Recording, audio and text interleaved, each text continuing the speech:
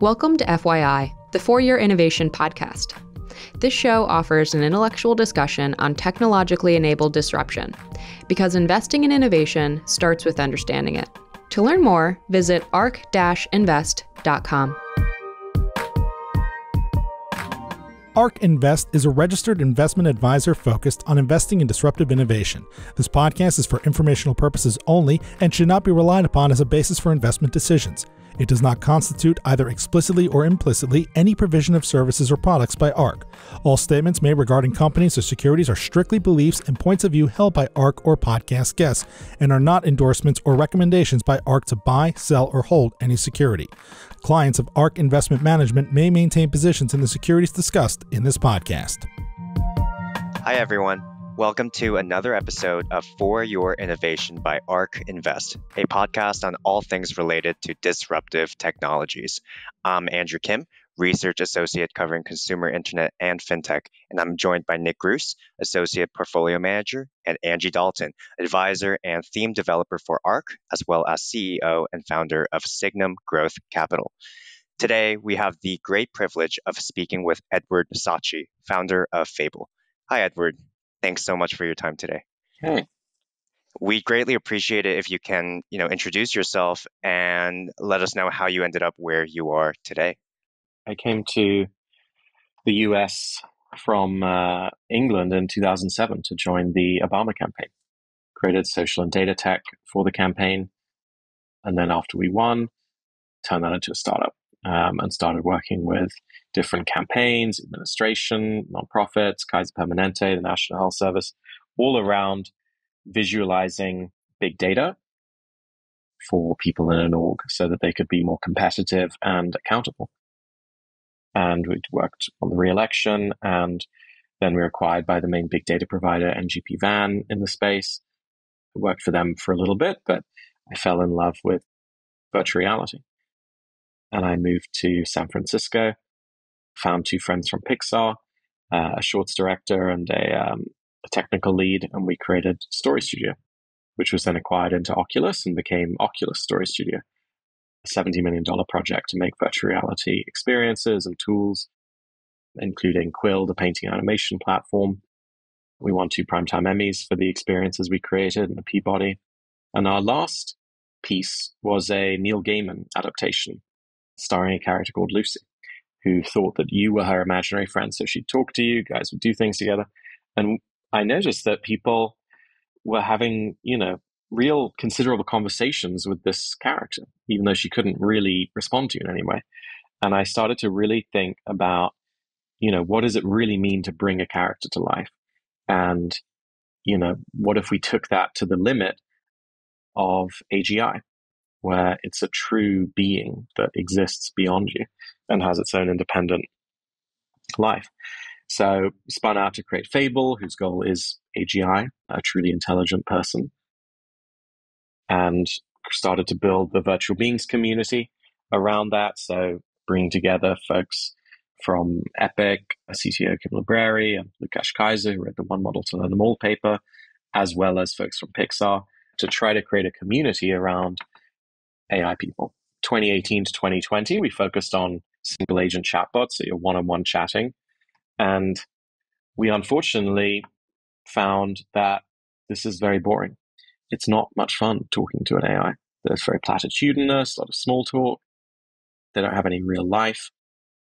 And so we felt very panicked of will we bet the whole company on this? What the hell are we going to do? And we started to come up with the idea that these AIs, should be like us in that they exist within a context of family, friends, enemies, rivals, lovers, all the rest.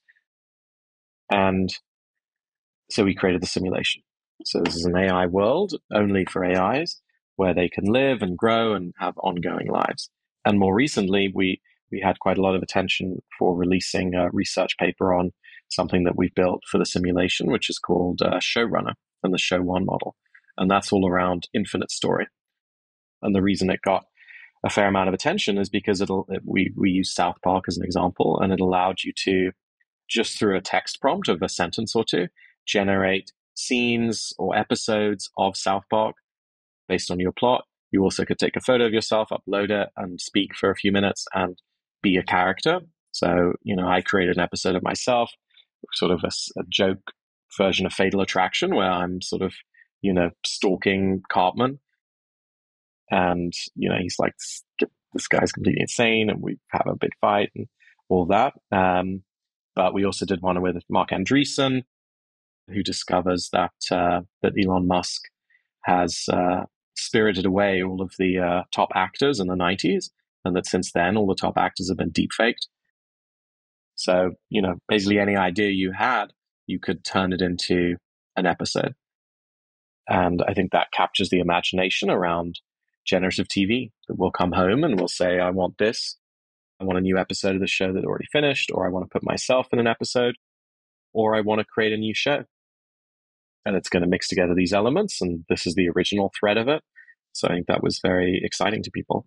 It was certainly very exciting for us to see that it really captured our imagination, as you said. So I'm curious, what goes on behind the scenes? Maybe you can explain this to us in more layman's terms, but you have these AI agents running around, you're prompting them. How exactly is that working? I think most people are familiar with NPC characters in video games, and they get this concept that you can have characters that have a bit of context to them. They have a storyline, but obviously that's all pre-built in.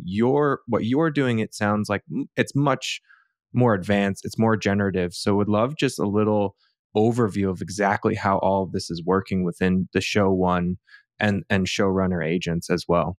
Yeah. So what we've seen so far at the intersection of AI and games is essentially dumping an LLM into each character. Here's this little backstory, and it's basically the same as a single agent chatbot. It's just lots of single agent chatbots. And that has the same problem, which is very boring. And I think that's why there are no games, even though we're 5 or 6 years now into GPT. There are no games that use AI NPCs, which is kind of crazy when you think about it, right? The reason is not that the quality isn't quite there, it's that it's not really a good idea. It messes up the pace of the game, it's not appropriate. Do you want to talk to the tavern keeper for 300 hours? It doesn't really make sense. You want to play the game to complete the quests and to do things. And creating a massive system just to make secondary NPCs talk more is not a good use of resources. So our approach is quite different, which is instead of, let's say, the nature approach of we're going to give all these AIs backstories and that's going to define their dialogue, we're more on the nurture approach of, yes, these AIs are going to have, backstories, but really their personality and all the rest is going to be shaped through experience and what they're doing. And their backstory is something that they will generate through their actions, just like us. So that's how we think of the simulation, is that it's more about behavior and less about a written prompt for an individual's personality. The Show One model is a little different, which is literally a model to generate TV shows of what's going on in the simulation, plus what a user wants. So that is text to scene or episode. The stuff in the simulation is operating off a different model called Gaia, which is more around behavior of AIs. So for Gaia, think a little bit about Westworld, right, where Anthony Hopkins is interrogating the AIs, saying, "Why did you do that? You were speaking to this guest, but the way you responded was very outside of your character. Explain that." So players will be able to interrogate the AIs on their decision making and rate them on the appropriateness of their behavior, and continuously train a model around appropriateness of behavior in simulations. So, we're targeting two models on modalities that people aren't really focused on. One is behavior, and the other is infinite story. Whereas people seem to be much more on what we would think of as quite granular things, like generating 3-second clips of videos, or dumping LLMs into NPCs. I don't know that either of those are the right way to approach it. I think in the paper that Fable published, you showed this giant value chain, right? That kind of describes what's happening from the simulation to the end TV scenes, right? Output. Could we just dive a little bit deeper into like what's exactly happening after you sample certain events within the simulation? How does it actually end up as, a cohesive show? Yeah, so there was some confusion about this. So it's not recording. It's, think about an episode of Friends, right? The conceit is that it might represent what happened in a week of the Friends life, but it's not recording 168 hours of all the characters walking around and then editing it down. And I did see that some people misinterpreted that. What we've created is not that. And that would be a bad idea, because that would not lead to any kind of coherent narrative or anything particularly interesting. And I don't know even also what the value would be of figuring out a system to edit from 168 hours to 22, wouldn't be the right approach. So we take some things of what's been going on in the simulation, but mostly what we're taking is your text prompt of what do you want to have happen this week? So you kind of say, this week at a high level, let's say Springfield or something, I want this to happen to Homer and to Bart. There's going to be tons of other stuff that happens within the simulation of Springfield, let's say, during that time. But you, as a user, are defining the kind of important bits. And the show one model understands story structure, A plot, B plot, the core narrative. So that was a misunderstanding that I saw people had, is are you recording everything and then trying to find story within that? And that's not the right approach. It's more about, you take a prompt for the episode, it understands what an episode is, and understands story structure and all that, and it generates the episode. And then that can take a little bit of what's happened within the simulation that week. But when we tried to do it purely on what goes on in a simulation, let's say you tried to make a reality TV of The Sims, very boring, right? It's just very primitive. And so that's why either the simulation generates the prompt, right, and says, here's what's going to happen to the characters this week, the major stuff that's going to happen automatically. In South Park's case, a mix of what it thinks should happen next, plus topicality, because that's quite a topical show. Or the user does it and, generates, here's the kind of major events that I want to have happen this coming week. If you think about that human piece of it, there was a decision that you made, Edward, and I love the timing of it, because I know there's going to be a really interesting answer here. But the timing was key in that we're in the middle of the biggest strike in Hollywood in 60 years, as you said. And you're introducing this idea from a human perspective of this deep fake technology, and in the midst of actors and actresses saying, even if they could, they doesn't mean they should. Can you just explain kind of your thought process on the timing, and then how you view IP in this context? Yeah. I think in any negotiation, having the side that has more information is in a stronger position. And so people negotiating without the context of what's possible, I think is very dangerous. So I think it's great that, and I hope that this will provide more leverage to writers and actors, although more writers in this case, to say, AI can only be used if it's coming from the artist. Producers can't use it. And to fight for that. This is the moment of maximum leverage, biggest strike in 60 years. Now is the time to negotiate the best terms. And I think a lot of people are quite disappointed looking back on the deal struck around streaming 15 years ago, and had someone from streaming kind of, whatever, whistle blown out just how kind of dire this could all be, and explained, because people at the streamers would have understood a lot better than the negotiators on the other side what the negotiators were giving up. I think that would have been much better for the strikers back then. So the more information they have, the more aggressively they can negotiate. That's our view. So hopefully it gives more leverage and clearer negotiating paths to say producers cannot use AI. Only artists can use AI if they want to. If they don't, then it's not going to get used. And that's what I would suggest is very strict bans on AI if it's not coming from the artist. So the purpose is to arm humans, human artists, not to basically create episodes with protected IP. No, it's not just that. I think it's also about, it's not just about the particular IP of South Park or something like that.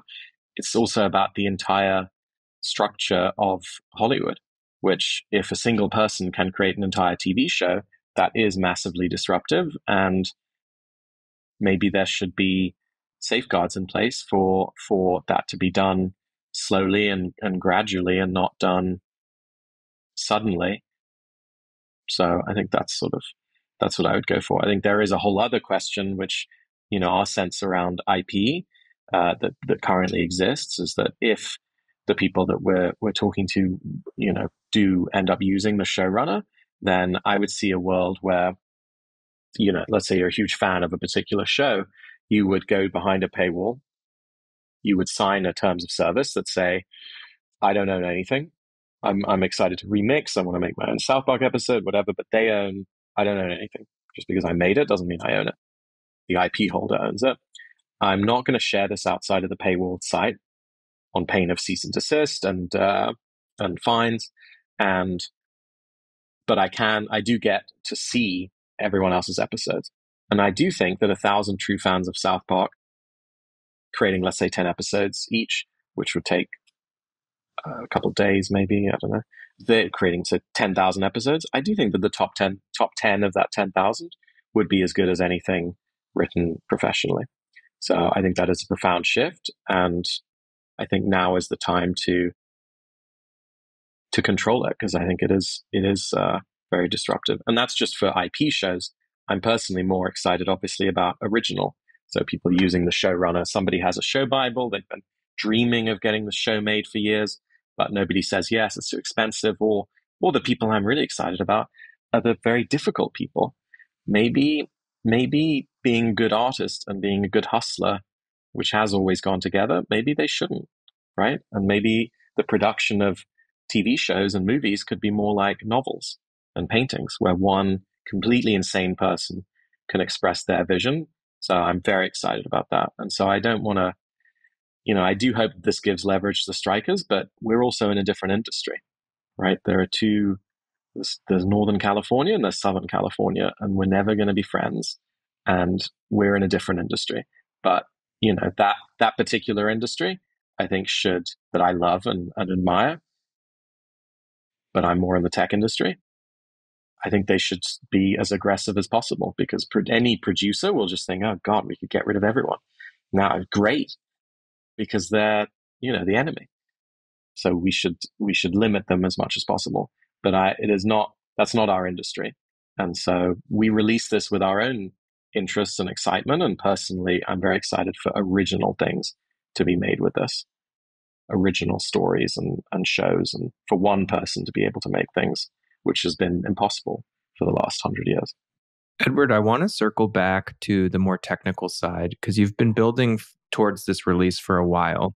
So what were some of the hurdles in getting this ready for launch? And what do you think still remains in your ultimate goal of, bringing this and allowing people to create these shows on a one-off basis?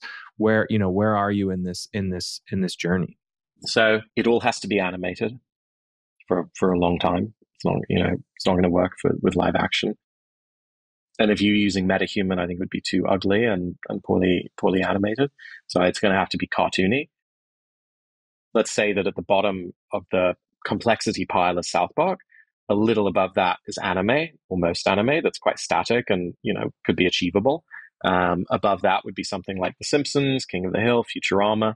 And then all the way at the top would be something like Arcane, which is a beautiful 2D Netflix show. I think that's many years away. But I do think over the next kind of 6 to 12 months, we can go from South Park to an anime level of animation, whether it's anime or not, whether it's just that level of staticness, and up to Futurama and King of the Hill and the others. In terms of our present process, we are, for our own benefit, because we just love it. So we're not going to release this one, doing Star Trek The Next Generation. Mostly because I really want Captain Picard to say, Ensign Saatchi, could you go to the transporter room and join the away team? I mean, that would be so cool in an episode of Star Trek. And also, I want more episodes of Star Trek The Next Generation. So that's one thing we're doing, just to kind of test it out in a non-comedic thing. And also to have a simulation that's a spaceship is kind of cool. Like there were 1,200 people living on the Enterprise, civilians and military, or I guess Starfleet. And I think that's so cool to see a simulation of the Enterprise day by day and week by week in terms of what they're doing. After that, we're going to do 3 originals.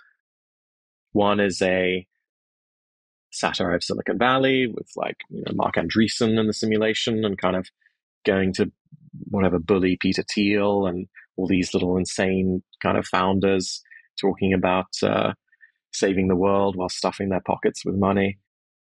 So, we can do a little satire of that and a TV show around Silicon Valley, one that's around Starship and one that is a detective. So those 3 are going to teach us about what happens when you don't have a show Bible. How do you train it when you don't already have something that exists, and what information is necessary and what information is not necessary. Probably something like a kind of pilot episode plus an introduction of all the characters, plus a pilot episode, not meaning visuals, I just mean written out, plus like a rough kind of formula of what's supposed to happen in each episode. Works with formulaic shows, right? Or like reset shows, episodic, right? Not these shows that are like 10 pieces of a movie, like a 10-hour movie, which a lot of shows have now become. This is more like episodic content. It's more suited to that.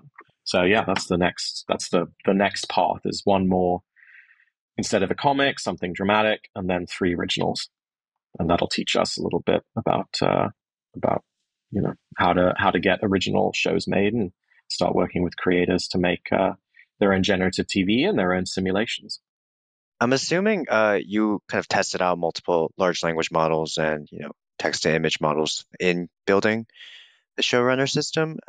Could you discuss like how modular is it today? Like, can anyone plug and play these different LLMs and diffusion models, or do you feel it's quite specific to whatever architecture whatever third-party models you're using today? Well, we're looking at Llama. We already used Stable Diffusion for the fine-tuned model of South Park, so that my photo could turn into me in South Park. Or basically, if there are characters or sets that don't exist in an episode, but it's in the script that's been generated, it quickly can then generate those characters and stuff. But yeah, I suspect, if this is what you're asking, I suspect that the particular advantage of each foundation model will reduce over time, and that open source will kind of keep up or even surpass. And so then maybe the age of the applied AI company will become more important, and the age of the foundation model companies will become less important, because what they've done is essentially commoditized and open sourced. But we'll have to see.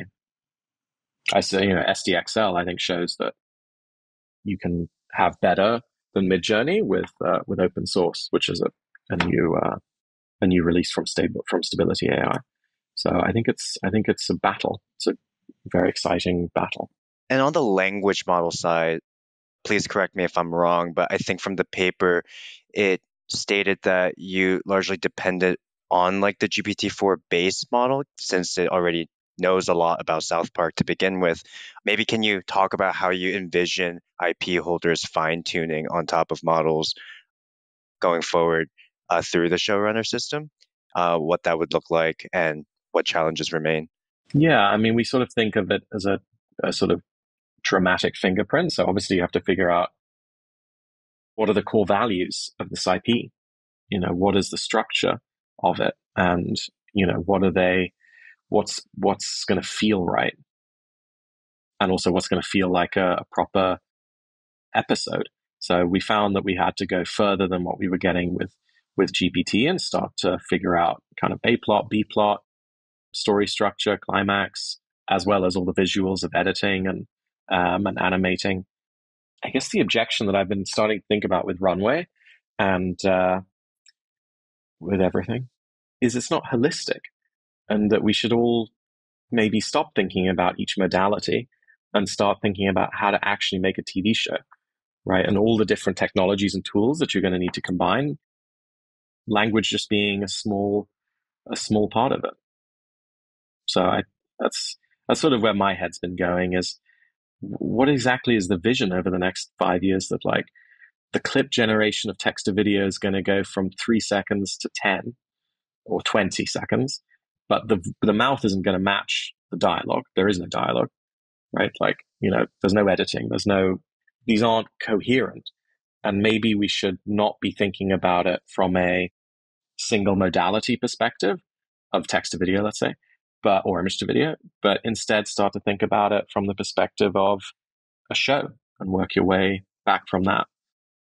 Because understanding how to make a great show is probably more valuable than understanding how to make, I think anyway, images and video, right? I mean, how much value are we really getting from let's say firing all these concept artists? What have you done? You've saved 5% of your budget, maybe 3%. Being able to actually generate an entire show, an IP, that's a lot more valuable.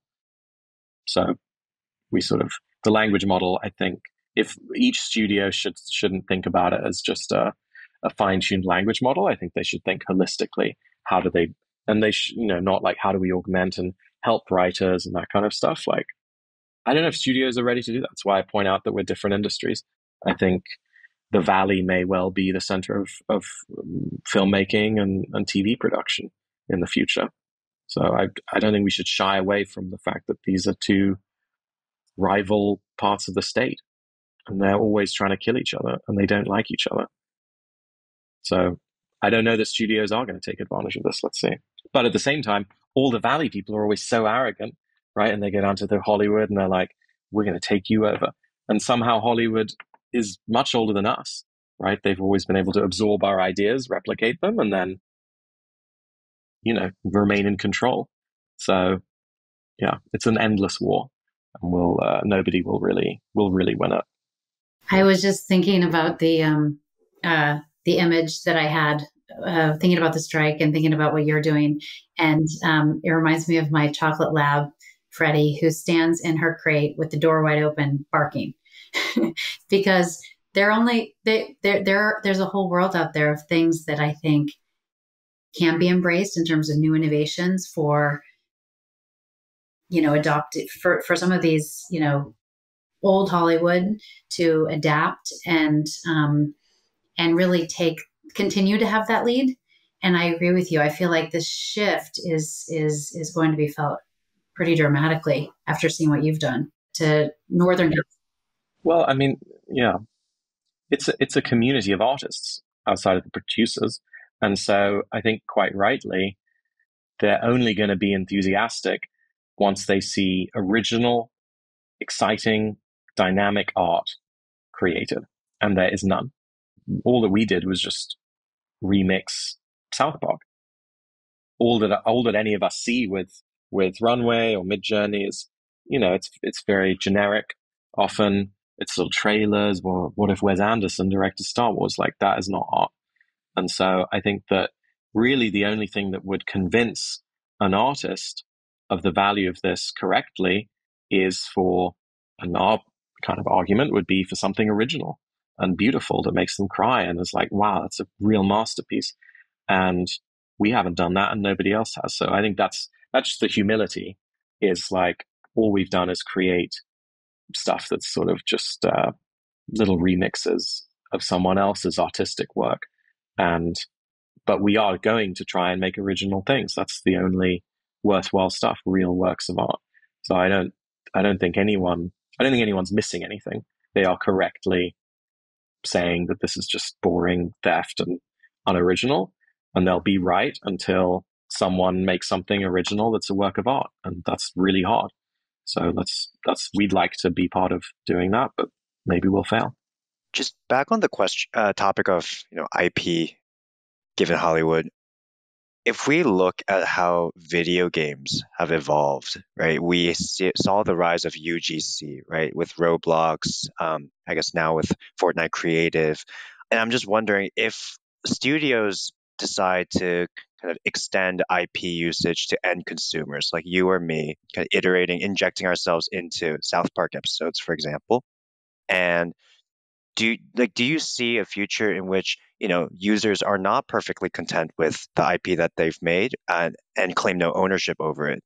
They demand a rev share on it as well, right? And what do you think happens to the bargaining power of the original artists if consumers who are creating AI derivatives, successful ones, kind of want a slice of the pie as well?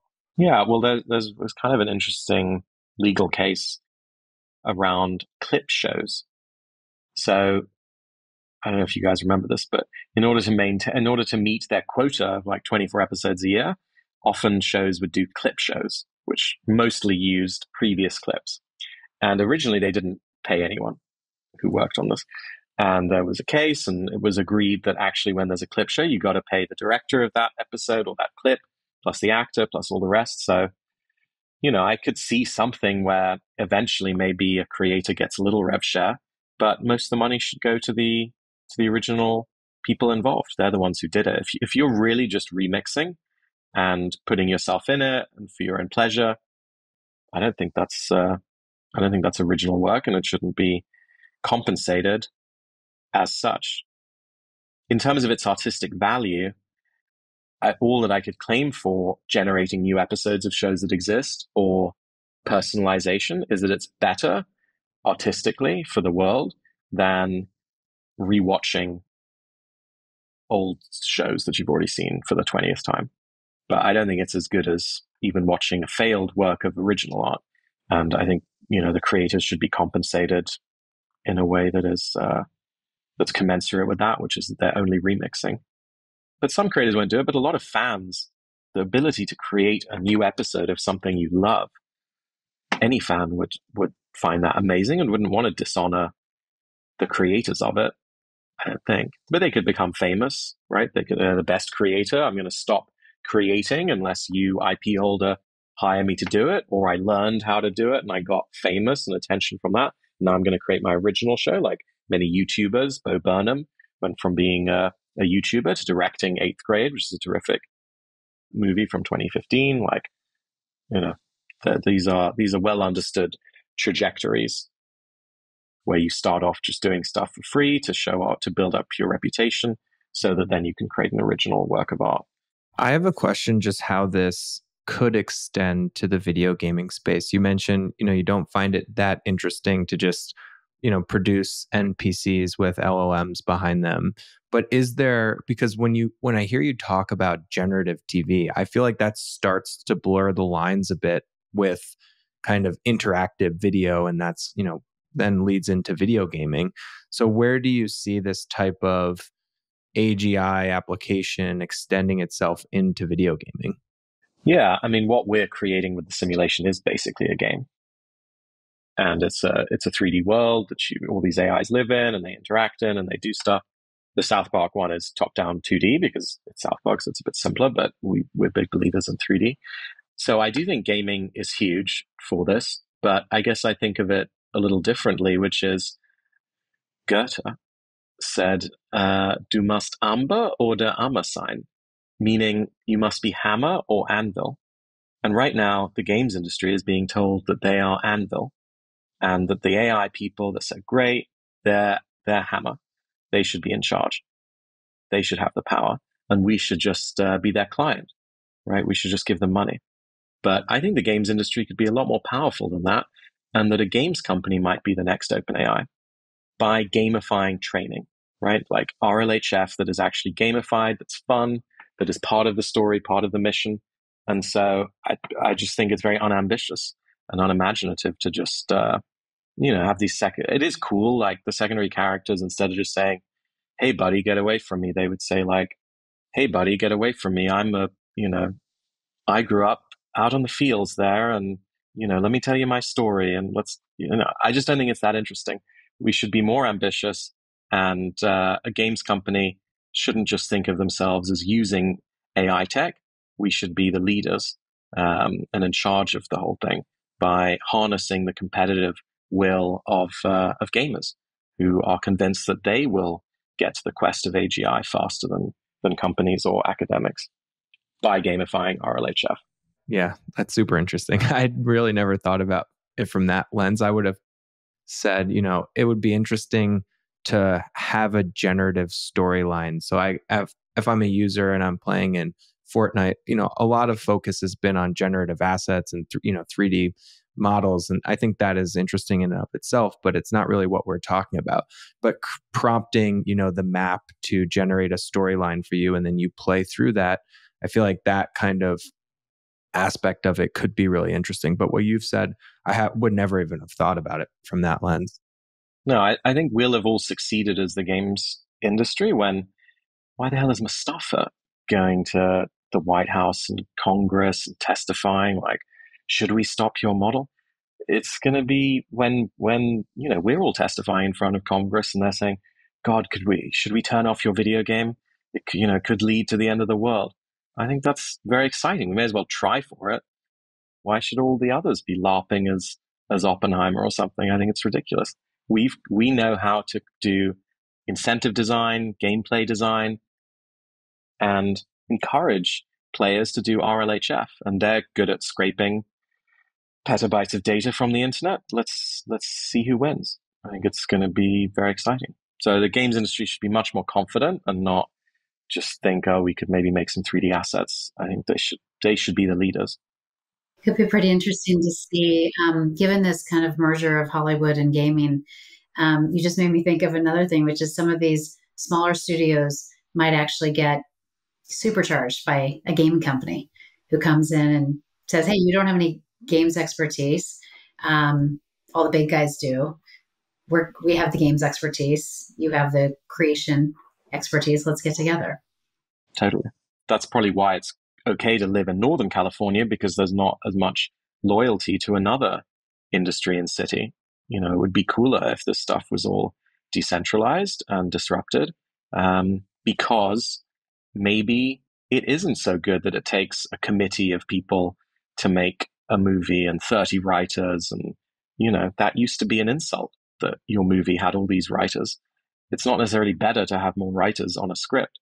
So what's it going to be like when a smaller number of people who are much weirder and aren't as good at raising money and making friends, what happens? What's in their minds? I want to see their vision and for gaming and for the rest. And so much smaller studios making really weird and interesting stuff. I think that could be fun. It plays into the decentralization kind of everything theme and just creators to the front of the line. Right. The whole UGC platform thing, I was so excited to see Gossamer, the movie, being first launched on UEFN, and players having such a big role in influencing the movie line. But it's pretty exciting. I think a lot of people who I'm friendly with in the film world, do correctly say that this is a collaborative art. And that great things come from, there's this actor who disagrees with the director, who disagrees with the writer, and they all have to work together to create a masterpiece. And that probably is always going to be the way to get to the most amazing outcomes. It's also the way in which sometimes things completely derail. But it reminds me of a line from Larkin, which is, why did he think addition meant increase? To me, it was dilution. And in some cases, more people make it worse and dilute a singular vision in some cases.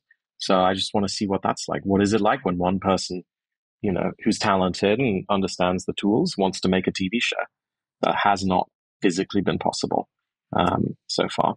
You have a history of experimenting in that space, if I'm not mistaken. I remember us talking a while ago about collaborative content generation, and you have some experience there. Did you find the content was watered down and not as interesting, or were there some gems in there where you thought, wow, all these humans in a decentralized way can actually make something amazing?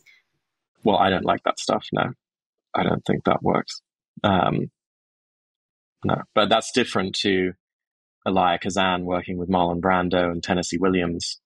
These are fierce people at the top of their game versus a kind of, here are just people all around the place who kind of vaguely are interested in this medium and will do some stuff.